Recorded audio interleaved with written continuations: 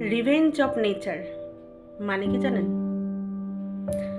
কাউকে যদি আপনি অকারণে ঠকান, অন্যায়ভাবে কাউকে কষ্ট দেন, কারোর ক্ষতি করেন, তাহলে কিন্তু প্রকৃতি আপনাকে ছেড়ে দেবে না। প্রকৃতি আপনার কাছে সেটা দ্বিগুণভাবে ফিরিয়ে দেবে। এটাই অনেকে বুঝতে চায় না।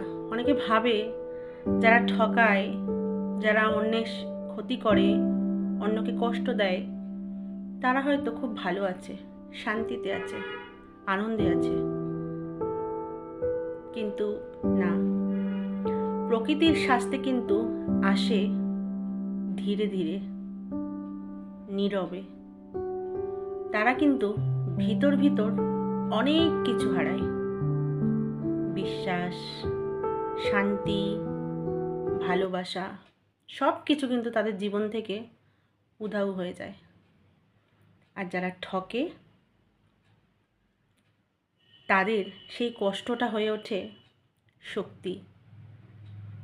আর তার মাধ্যমেই তারা নিজের মূল্যটাকে বুঝতে শেখে।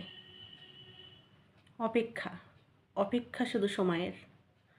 প্রকৃত প্রতিশোধ চিৎকার করে কখনো আসে না।